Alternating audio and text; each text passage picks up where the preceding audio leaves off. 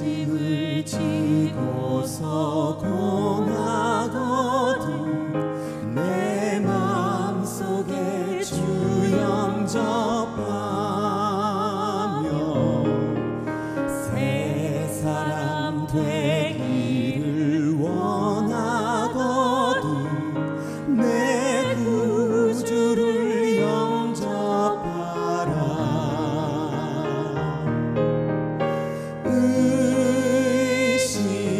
의심을 다 버리고 구주를 영접하라. 마음 문 다 열어놓고 내 구주를 영접하라. 정결케 되기를 원하거든 내 마음속에 주 영접하며 생명수 마시기 원하거든 내 구주를 영접하라.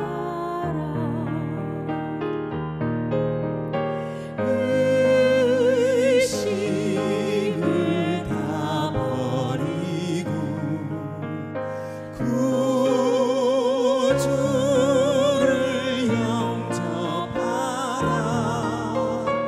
마음 문 다 열어놓고 내 구주를 영접하라.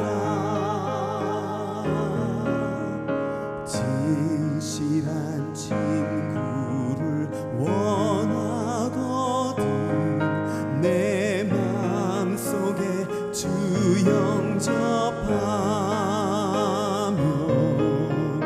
내 맘의 평안을 원하거든 내 구주를 영접하라.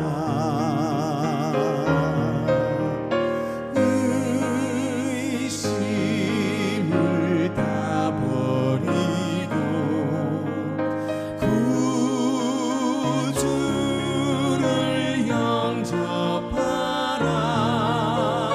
마음 문 다 열어놓고 내 구주를 영접하라.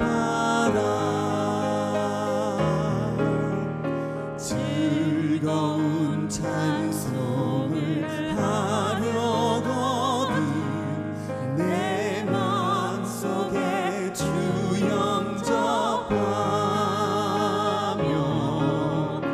평안한 복지에 가려거든 내 구주를 영접하라.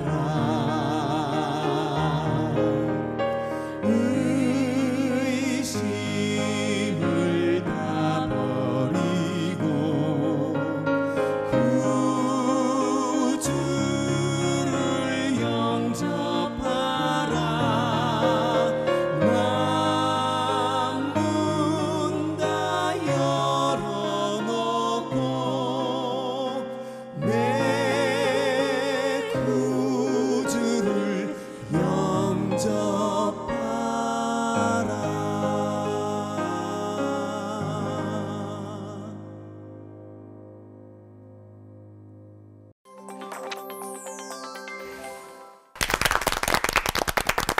마음은 활짝 열어놓고 우리 주님을 영접하기를 바라며 시작했습니다. 시편으로 우리의 기도를 더 풍성하게 하는 시간, 올포원 시리즈로 함께하고 있는데 오늘이 그 마지막 시간입니다. 얼굴을 구하는 기도편 오늘 진행을 해볼 텐데요. 요즘 주님의 어떤 얼굴을 보고 사십니까? 네, 환하게 제 앞에서 이렇게 웃어주시는 그런 네. 얼굴도 보고요. 때로는 제가 좀 안 좋은 생각, 마음 먹고 그러면 또 호되게 좀 이렇게 꾸짖어 주시기도 하다가 또 곧 이내 또 다독여 주시는 그런 주님 얼굴 보고 있습니다. 예, 맞아요. 한없이 인자하시지만 심판에는 또 가차 없으신 것 같아요. 지금까지 제가 경험한 하나님의 얼굴 또 한 12개 얼굴쯤 되지 않을까요? 그렇게 많고 좀 다양하고 그러면 무서워서 하나님 얼굴 구하는 누가 해도 되는 건가 싶을 정도인데 네. 전 정말 좋으신 하나님 얼굴만 좀 마주하면서 살고 싶거든요. 그쵸. 네. 제가 봤을 때는 하나님의 얼굴을 봤다는 게 좀 못 본 것 같거든요. 네, 뭐 모세도 그랬는지 모르겠는데 목사님들께서 설명해 주시겠지만 아니 근데 목사님 하나님 얼굴 보면 좀 그런데 어떻게 왜 얼굴을 구하는 기도가 시편에 있습니까? 저도 뭐 얼굴을 뵌 적은 없는데, 근데 그 의미 자체가 하나님의 얼굴을 구한다는 말은 하나님 앞에 선다 이런 뜻이에요. 그러니까 이제 하나님 얼굴 보여주세요, 막. 예전에 이거 정말 웃기는 얘기인데 제가 시골에서 목회할 때요. 그러니까 아주 어렸을 때죠, 20대 중후반에. 근데 부흥회를 하고 난 다음에 한 애가 매일 와서 기도를 해요. 근데 제가 이제 예배당 뒤쪽에 이렇게 뒤쪽에 사택이거든요. 커튼을 살짝 열어서 봤더니 얘가 눈을 이렇게 뜨고 기도하는 거예요. 약간 이렇게 뜨고. 그래서 내가 나가서 야, 너 왜 그렇게 하냐 그랬더니 앞에 이제 제 전임 목회자가 예수님 얼굴 사진을 벽에다 이렇게 액자에 걸어놨는데 그걸 계속 보는 거예요. 예수님이 뭐라고 말씀하실 것 같대요. 그래서 내가 그렇게 하지 말라고 한 대 때려준 적이 있는데. 이거 재밌었어요. 이거. 네. 그렇습니다. 네. 박 목사님. 구약의 경우는 얼굴은커녕 이름도 못 불렀어요. 하나님의 별명으로. 아시는 대로 모세가 이제 애굽에 들어가면서 물었잖아요. 하나님, 제가 애굽에 들어가는데 보나마나 물을 겁니다. 너 누가 보내서 왔냐? 내가 설명을 해야 되는데 누구라고 설명을 할까요? 그때 하나님께서 나는 스스로 있는 자라고 해서 얘기해라.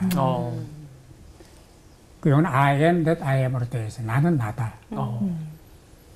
하나님의 이름도 못 불렀고 그때는 별명으로 불렀고 얼굴을 어떻게 봅니까? 그렇죠. 화로다 내가 망하게 되고 내가 주의 얼굴을 배웠다고 그랬는데요. 그런데 이제 그 얼굴을 뵙는다고 하는 것은 하나님의 존재, 하나님의 임재를 의미합니다. 우리가 그런 이해를 가지고 아마 오늘 하나님 얼굴 얘기를 해야 되지 않겠는가 생각이 돼요. 예, 하나님의 얼굴 하면 저는 민수기 아론의 축복 기도가 떠오르는데요.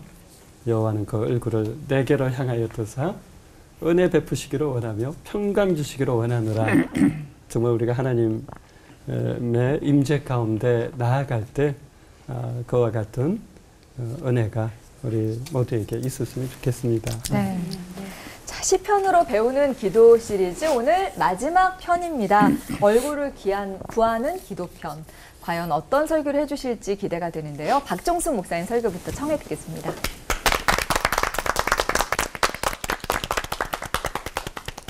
아시는 대로 다윗은 시인이었고 또 작곡가였고 또 연주자였습니다. 수금을 잘 타는 사람이었습니다. 이제 그의 시를 살펴보면 대부분 목가적입니다. 전화를 노래하고 있고 푸른 숲을 노래하고 있고 또 하늘을 노래하는 그런 시를 읊었습니다. 시편 24편의 그 메시지는 첫째, 하나님의 창조주시다. 하나님이 지으셨다. 천하 만물도 사람도 하나님이 지으셨다. 그 다음에 누가 하나님의 거룩한 백성이 될 수 있느냐. 손이 깨끗한 사람이라야 한다. 손은 행실을 말하는 거죠. 또 마음이 청결해야 된다. 그건 주님도 말씀하셨어요. 마음이 청결한 사람이 하나님 볼 수 있다고요. 또 하나님께 뜻을 둔 사람이라야 한다. 그러면서 6절에서는 하나님의 얼굴을 구하는 사람이라고 말씀합니다. 얼굴 하면은 눈, 눈썹, 코, 입 이런 것들이 앞에 붙어있는 전면, 얼굴 전면을 말합니다. 그 얼굴이죠. 그리고 그 얼굴은 사람의 인격과 존재를 나타냅니다. 가령 박종순 목사 그러면 얼굴 먼저 보잖아요. 뭐 광대뼈가 나왔어, 뭐 코가 어떡해, 뭐 눈이 깜빡거려. 이게 그 사람의 얼굴입니다. 하나님 얼굴은 무엇을 의미하느냐? 말씀드린 대로 존재와 임재를 의미하는데요. 구약에서는 하나님 얼굴을 볼 수가 없습니다. 말씀 잠깐 드렸던 대로 하나님의 이름도 마음대로 못 불렀는데요. 그런데 창세기 32장을 보면은 그 야곱이 형님을 피해서 망명 가 있다가 이제 고향으로 돌아옵니다.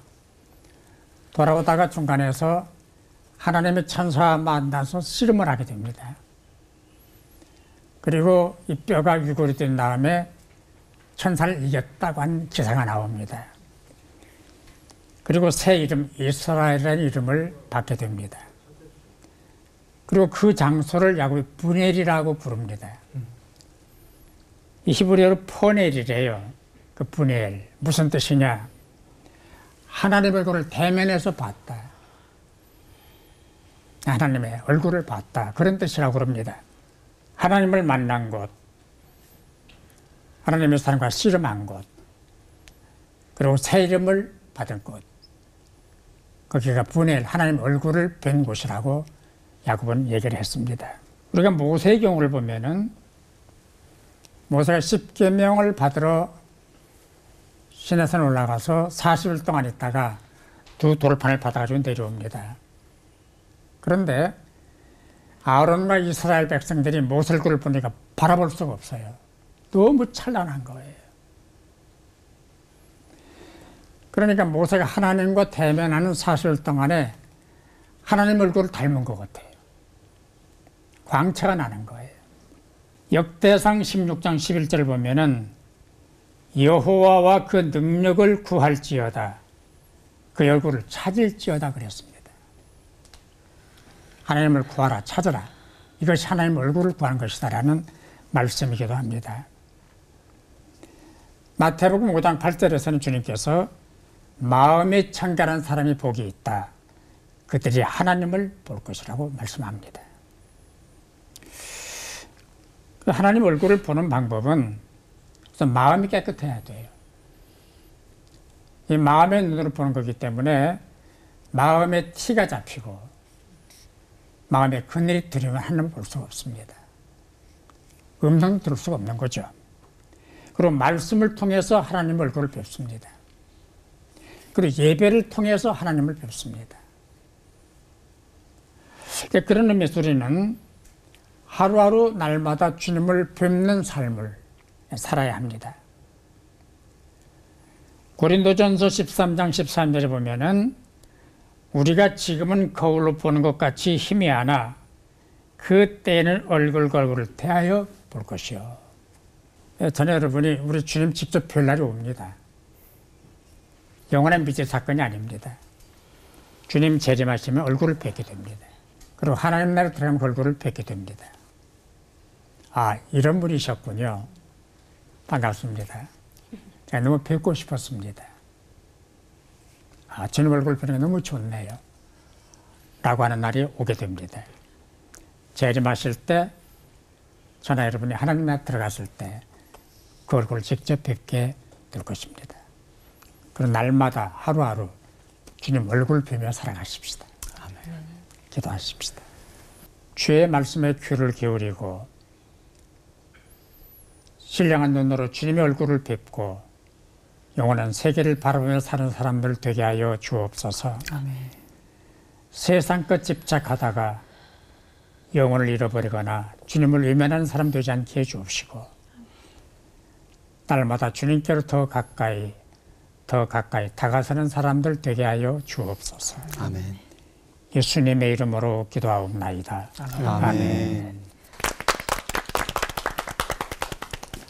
오늘 여러분과 나누고 싶은 시편 11편 말씀입니다. 시편 11편은 역시 다윗의 시인데 어려움을 당할 때 사람들이 뭐라고 얘기하냐면 이렇게 얘기합니다. 시편 11편 1절 내가 여호와께 피하였거늘 너희가 내 영혼에게 새같이 내 산으로 도망하라 함은 어찌함인가. 이게 무슨 뜻이냐면 새라는 존재에 있어서 편한 곳은 어디냐면 산이죠. 산에 수풀이 우거지니까 숨기도 완전히 쉽죠. 그렇죠? 그러니까 실제로 우거진 풀, 덤불, 나무, 숲 이런 곳으로 그곳이 새에게는 안전한 곳이죠. 그래서 세상 사람들은 내 산으로 도망하라. 즉 내가 사용할 수 있는 모든 자원들을 사용해서 해결점을 찾아라. 인간이 쓸 수 있는 꾀를 다 사용하라 이런 얘기예요. 근데 이제 이 시인은 뭐라고 얘기하냐면 나는 여호와께 피하였거늘 나는 하나님께 피하겠다. 세상에 많은 사람들은 하나님께 피하고 하나님을 의지하는 것보다 새같이 내 산으로 도망하라 이 얘기에 귀를 기울입니다. 세상적인 것에 의지하죠. 근데 다윗은 나는 세상적인 것에 의지하지 않겠다. 하나님을 구하겠다. 이 얘기입니다. 이게 오늘 상당히 중요한 부분인 것 같아요. 그러면 왜 시인은 세상이 말하는 산에게로 피하라는 말을 듣지 않는 것일까? 산은 무슨 학력, 권력, 물질, 세속적인 영광 뭐 이런 것들이에요. 거기에 그쪽으로 가지 아니하고 하나님께로 방향성을 정한 이유는 정확하게 알아요. 시인은 뭐라고 얘기하냐면 아무리 안전해 보이는 산이라 할지라도 곧 무너질 터라는 것을 알았어요. 시편 11편 3절에 터가 무너지면 의인이 무엇을 하랴. 이 터의 문제. 그러니까 지금 세상적인 방식으로 볼 때는 산으로 피하는 것이 좋은 것처럼 보이지만 나는 산으로 안 피하겠다는 것. 세상적인 방법을 쫓지 아니하고 하나님에게로 피하겠다. 왜냐하면 하나님이 어떤 분이신지를 정확하게 알고 있어서 그래요. 4절 여호와께서는 그의 성전에 계시고 여호와의 보좌는 하늘에 있으며 그의 눈이 인생을 통촉하시고 그의 안목이 그들을 감찰하시도다. 하나님께서 의인을 감찰하시고 악인을 심판하실 것을 알고 있기 때문에 내가 무슨 문제가 닥치고 세상에 뭐 어떤 일들을 당했을 때 내가 산으로 숨어 들어가는 것이 아니라 하나님 앞에 서는 거예요. 하나님 앞에 정직하게 서서 하나님의 얼굴을 구하는 삶, 하나님에게로 가는 삶. 11편 7절 여호와는 의로우사 의로운 일을 좋아하시나니 정직한 자는 그의 얼굴을 배우리이다. 여기서 이제 그의 얼굴이라는 히브리 언어가 파네 혹은 파나 이런 뜻입니다. 이게 얼굴이 그런 뜻이죠. 하나님에게로 이제 돌아가는 거, 하나님의 얼굴을 구하는 것은 하나님께로 가는 거. 아까 목사님께서 야곱 얘기를 했는데 야곱이 고향으로 돌아올 때 형 에서가 400명을 이끌고 야곱을 만나러 온다는 소식을 들었어요. 완전히 쫄았죠. 그래서 야곱이 예물들을 가지고 앞에 종들과 부인들에게 다 자식들에게 넘겨주고 먼저 가게 해요. 자기는 나루를 건너지 않고 야복강에 혼자 남습니다. 야복강 나루터에. 근데 너무 불안한 거예요.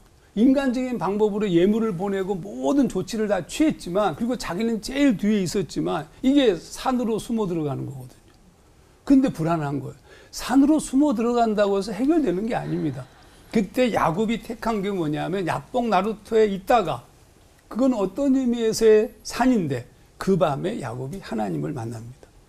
그때 이제 야곱이 표현하기를 하나님을 보았다 이렇게 고백합니다. 창세기 32장 30절 내가 하나님과 대면하여 보았으나 내 생명이 보존되었다. 그래서 이제 분이엘이라는 표현을 썼죠. 엘과 파네의 합성어입니다. 그리고 난 다음에 이제 야곱이 강을 건너죠.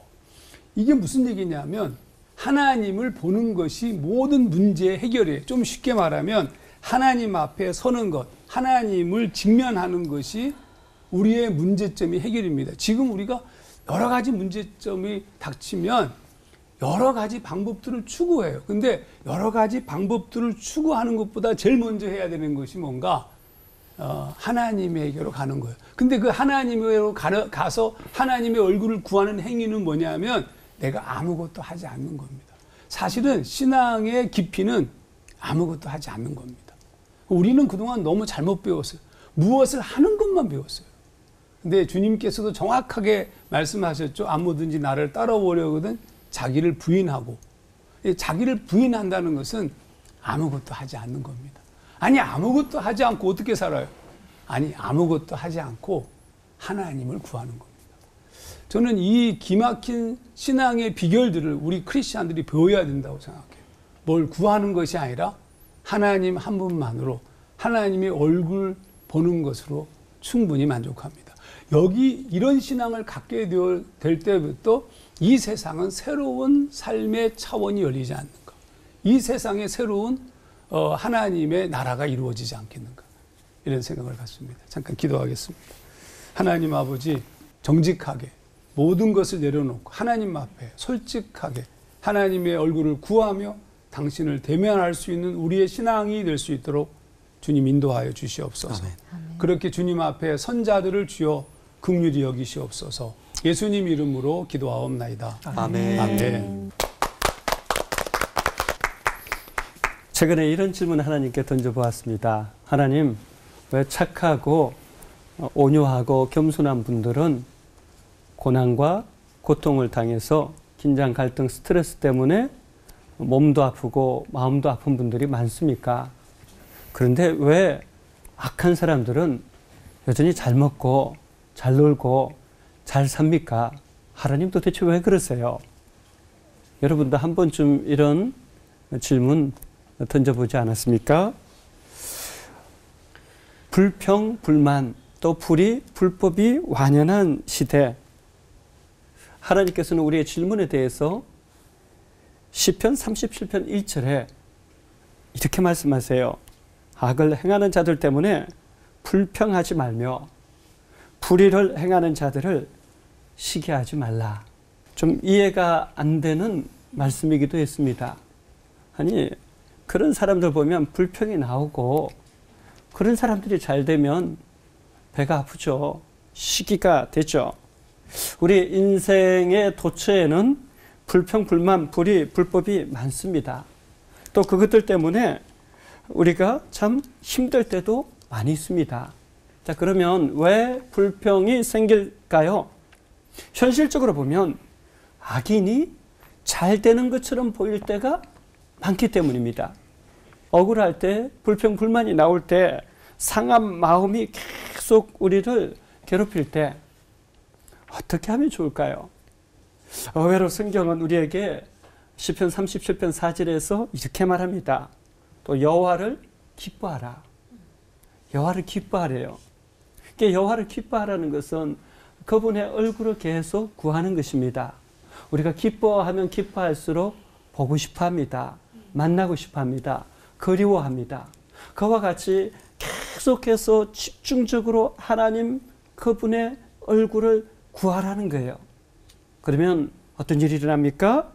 예, 성경은 계속해서 이렇게 말씀하세요. 그가 내 마음의 소원을 내게 이루어 주시리로다. 여러분, 세상은 끊임없이 우리에게 소망이 없다라고 자꾸 속삭여요. 두려움, 불안한 소식을 계속 전해줍니다. 그때 하나님의 백성이 취할 방법이 있는데 그런 부정적인 소리 속에 매몰되지 않으려면 여호와를 기뻐하는 거예요. 여호와를 기뻐할 때 하나님께서 우리를 소원의 항구로 이끌어 가시고 하나님께서 우리 삶을 친히 빚어 가신다라고 오히려 말씀하세요. 느헤미야서 8장 10절도 이렇게 말씀하시죠. 여호와를 기뻐하는 것이 너희의 힘이니라.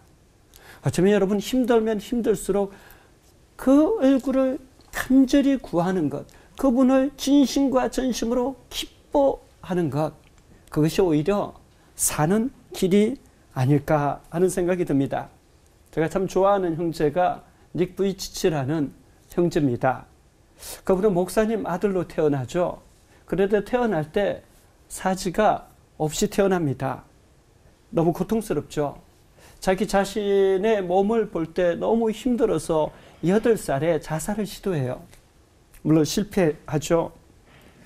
자기 자신의 팔다리가 없는 것보다 더 고통스러운 것은 외로운 마음 때문에 절망이 찾아올 때였다라고 얘기합니다. 그런데 13살이 됐을 때 언론을 통해서 장애를 딛고 일어난 한 분의 기사를 보게 됩니다. 또 성경을 읽으면서 하나님을 인격적으로 만나게 됩니다.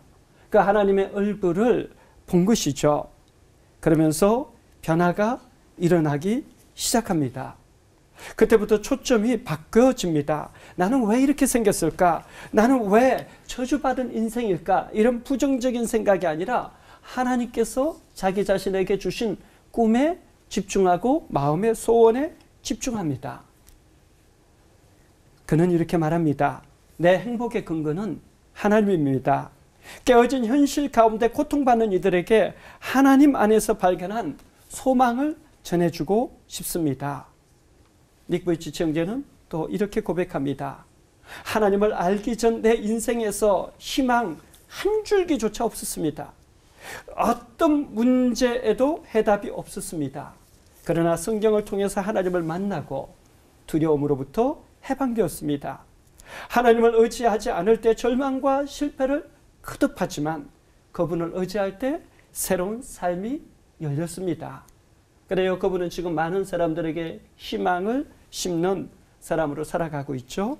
여러분, 불평, 불만, 불신이 우리를 덮칠 때마다 기억하십시오.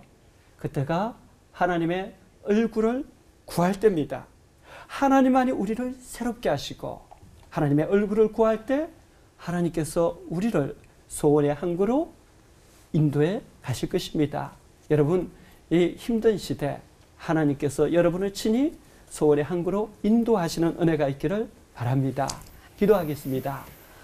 하나님, 하나님의 얼굴을 구하며 하나님 한 분만을 전심으로 기뻐할 때 주께서 친히 그 소원을 이루시며 소원의 항구로 우리 모든 성도님들을 인도하여 주옵소서. 아멘. 예수님의 이름으로 기도하옵나이다.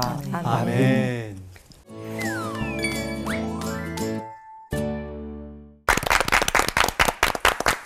목사님들 설교를 종합해 보니까 한마디로 엄한 데 가서 구하지 말고 하나님한테 구해라라는 말씀이십니다. 그러니까 얼굴을 구하는 기도는 하나님 바라기가 되라, 이런 말씀이신 거죠. 맞아요. 우리 흔히 많이 듣는 말씀 중에 코람데오라는 우리 하나님 임재, 하나님 앞에서라는 그런 이야기는 참으로 많이 들으셨을 텐데요.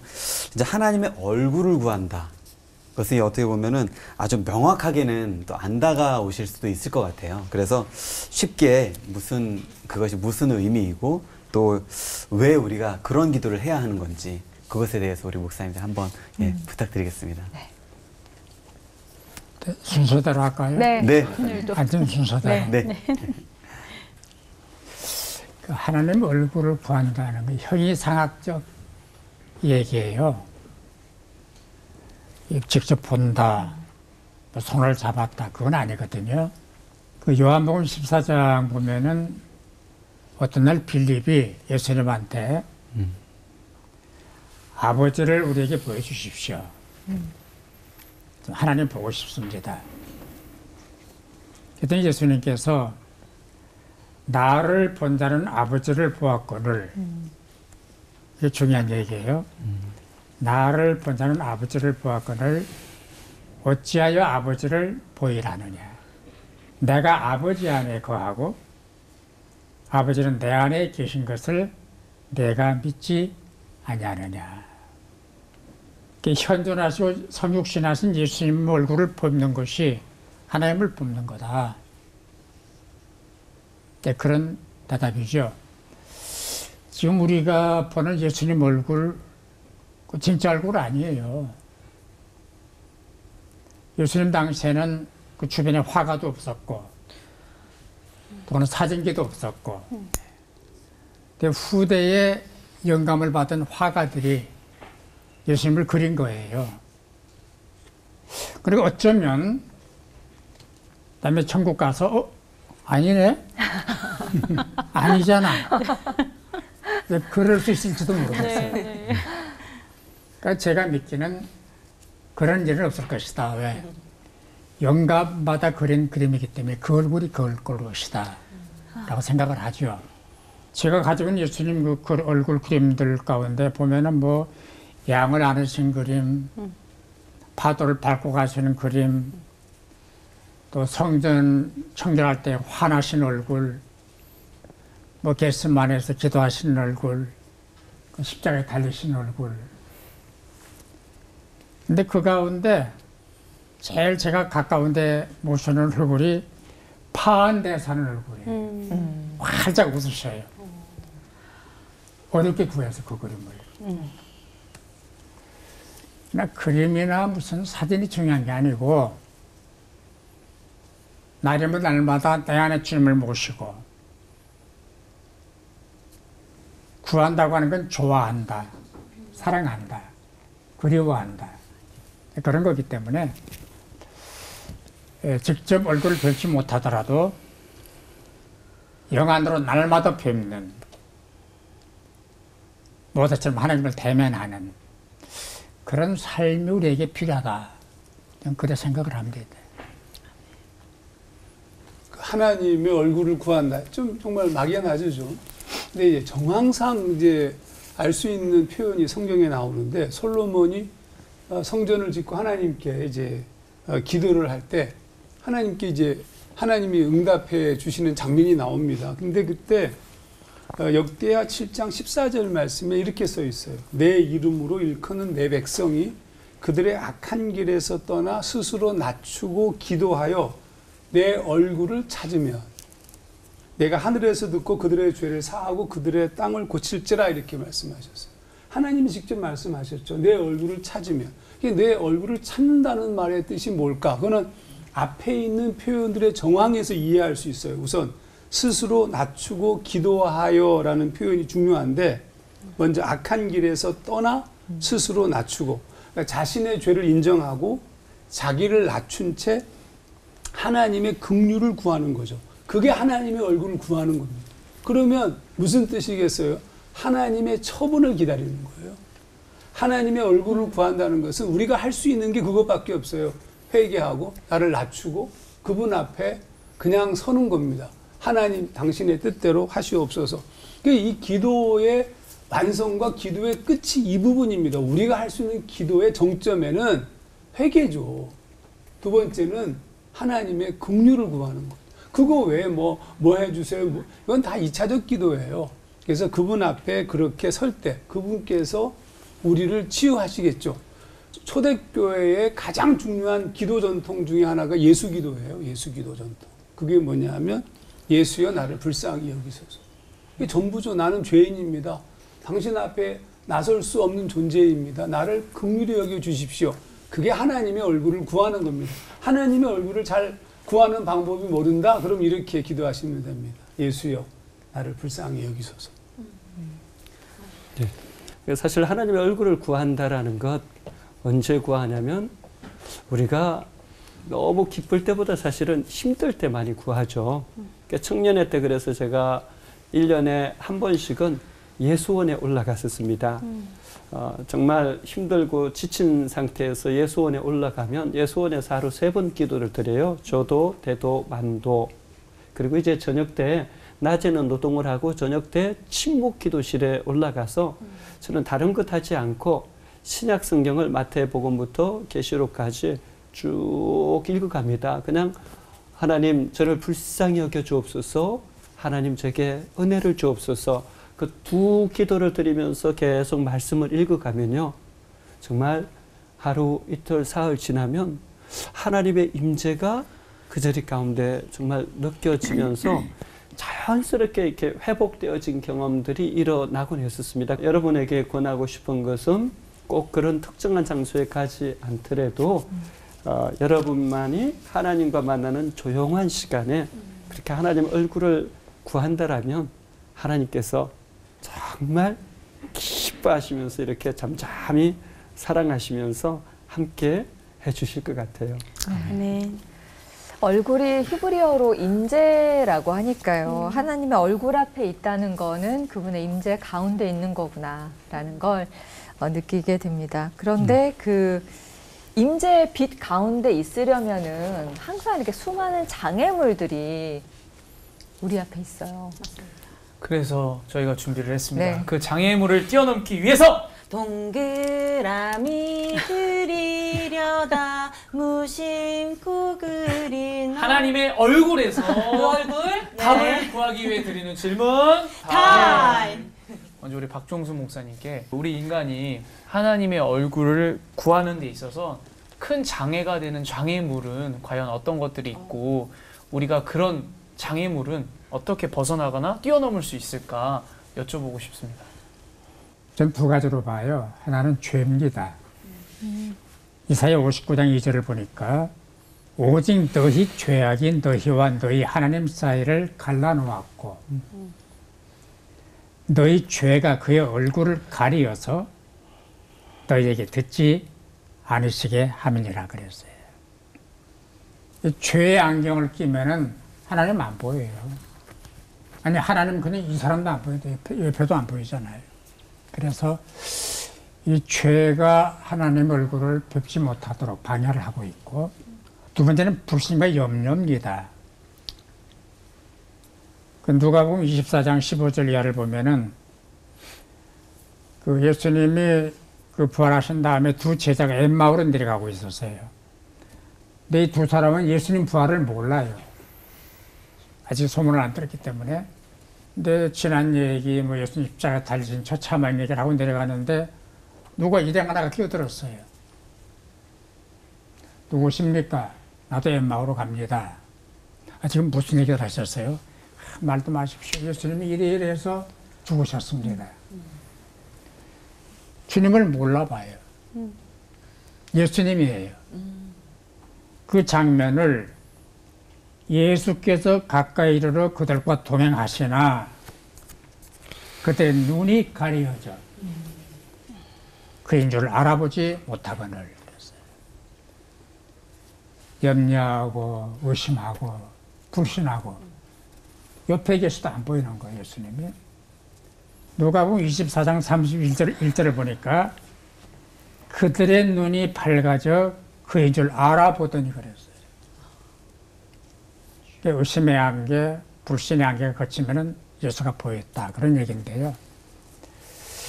오늘 우리들의 얘기로 바꾸더라도 죄가 나를 지배하고 의심, 염려, 걱정, 불안이 나를 지배하면은 하나님 안 보이죠. 말씀드린 옆에 사람도 안 보일 텐데요. 뭐. 그래서 이 죄와 불신, 염려가 방해를 한다. 그렇게 생각합니다. 그 장애물을 훌쩍 뛰어넘고 정말 좋은 하나님의 그 표정을 좀 바라봐야 되는데 저는 이번에 하정환 목사님께 질문 드리고 싶은 건 시편 80편에 아삽에게 보여주시는 하나님의 그 진노의 얼굴에 대해서 좀 여쭤보고 싶습니다.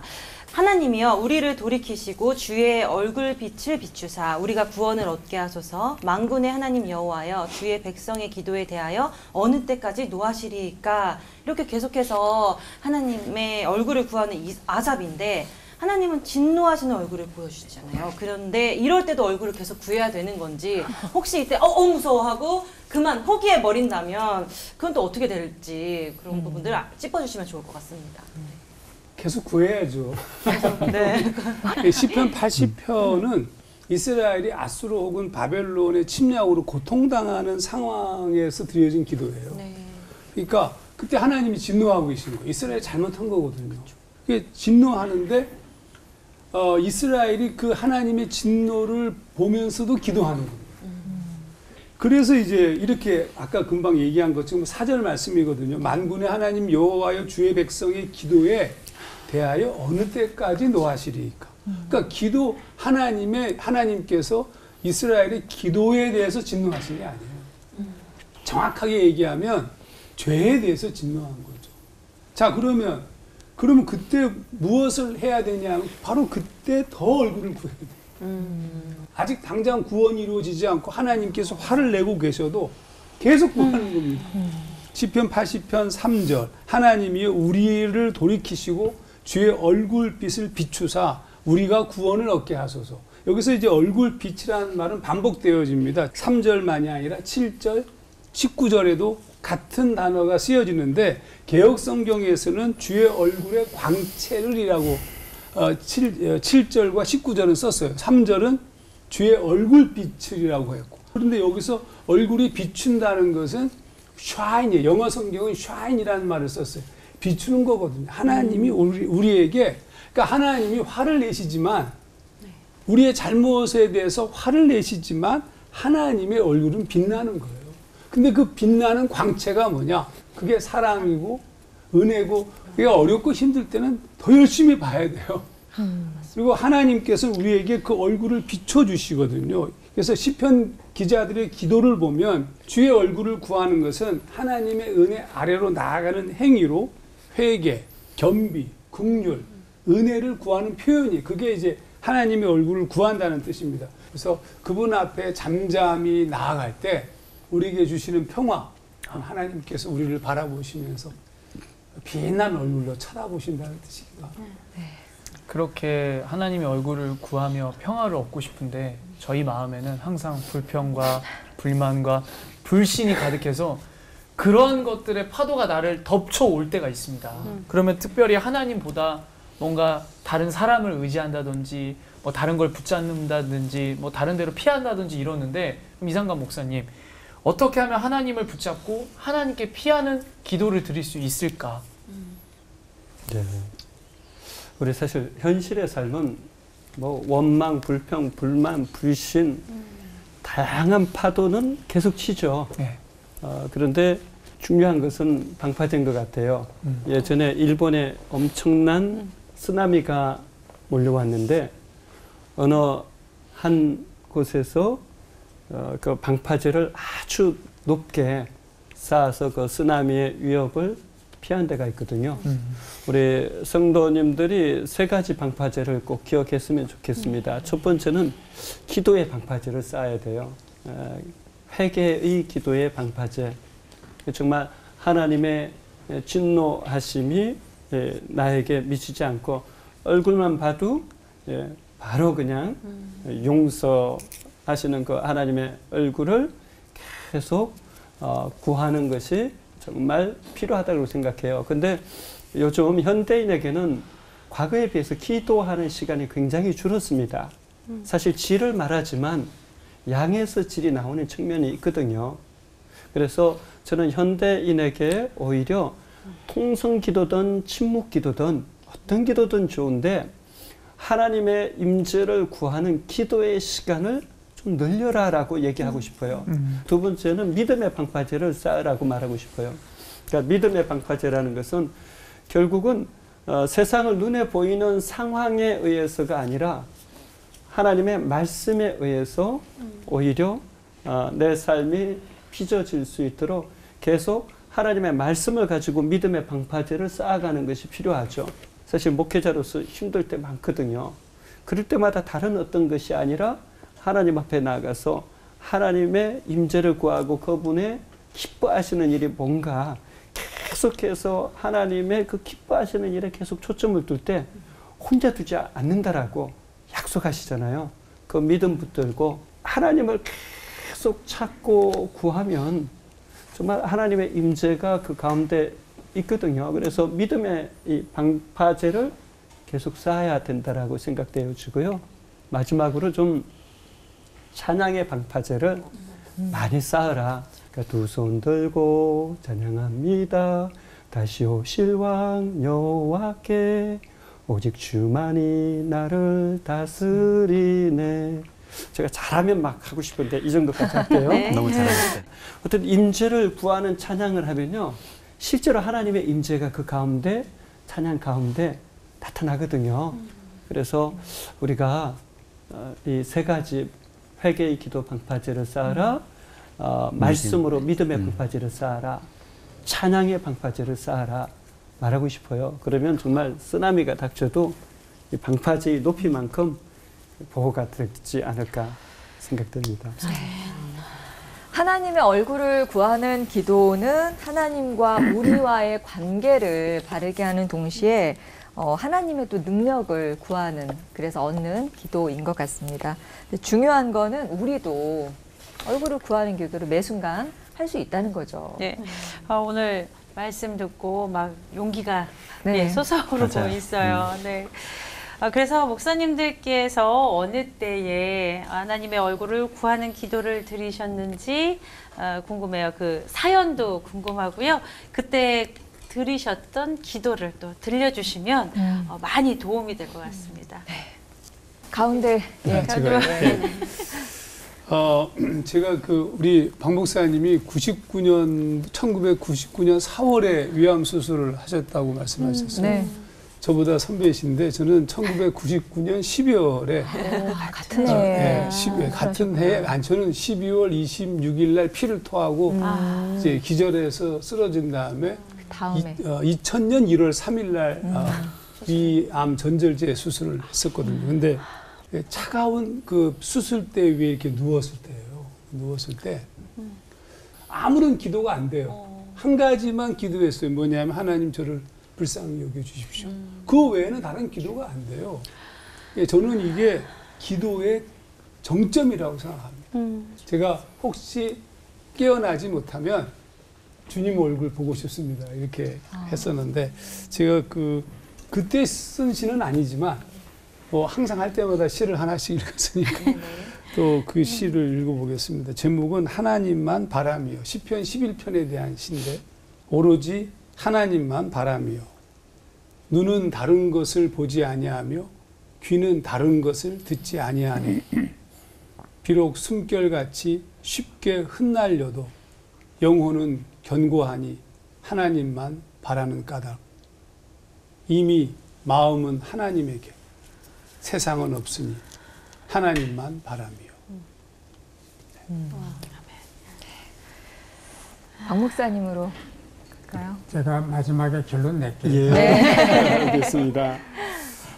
저는 신학대학을 29살에 이제 졸업을 하고 2년 동안을 하나님의 얼굴을 구하는 시간들을 가졌어요.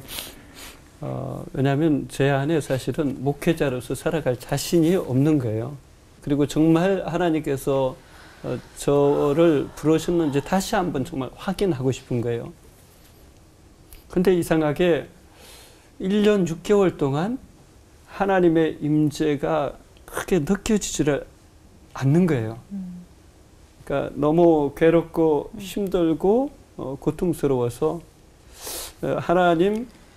하나님이 저와 함께 하신다라는 것을 제가 확신하기 전에는 신대원을 안 가겠습니다. 그래서 이 기도를 이렇게 드렸었는데요. 어느 날 성경을 읽고 있는데 평상시하고 똑같은데 이게 영화의 필름 돌아가듯이 제게 확 크게 와서 이렇게 제 마음속에 쏙 들어왔습니다. 그것이 이제 창세기 12장 1절에서 4절 말씀이에요. 여호와께서 아브라함에게 연락하라사대 이제 너는 본토 친척 아비 집을 떠나 내가 내게 지시할 땅으로 가라. 내가 너로 큰 민족을 이루고 내게 복을 줘 내 이름을 창대하게 할지니 너는 복이 될지라.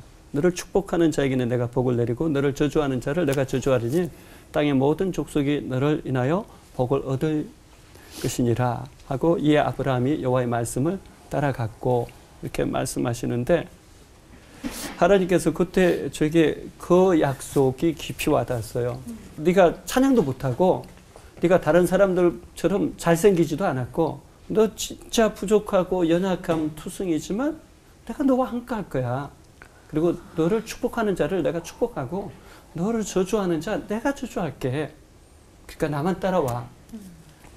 그 후로는 한 번도 뒤돌아보지 않고 주님을 계속 따라갈 수 있었던 것 같아요.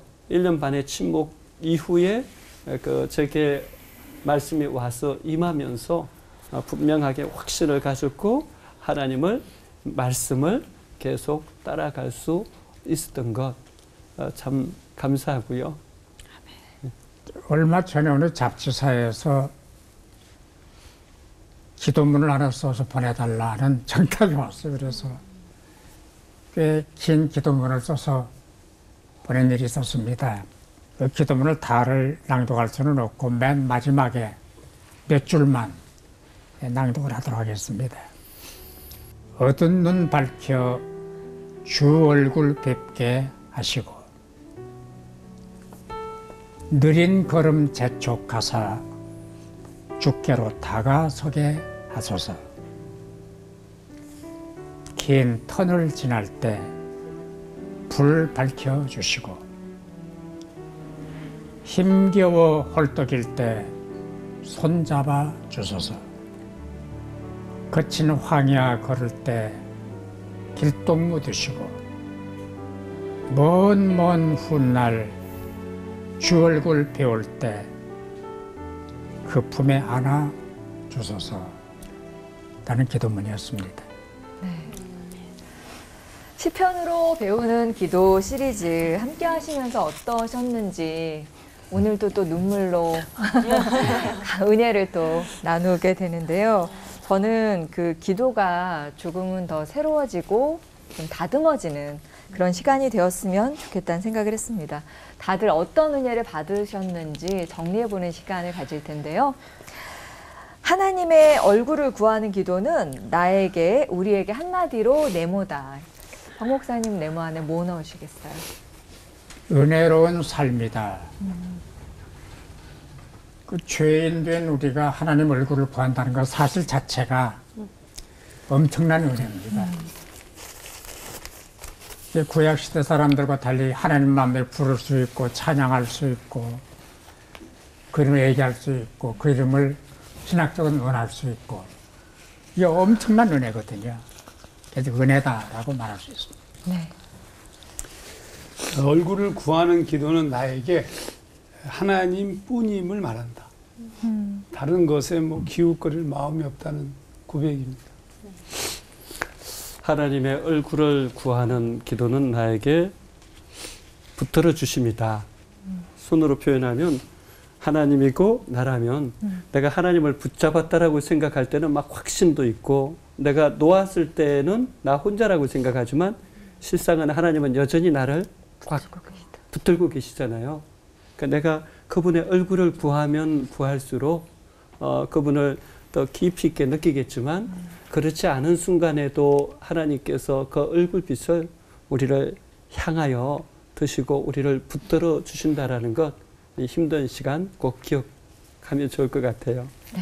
끝인사는 늘 하나님의 얼굴을 대면하면서 친밀하기로 다짐하면서 외쳤으면 좋겠습니다. 네, 좋으신 하나님의 얼굴을 항상 마주하며 하나 되는 시간 올보 와!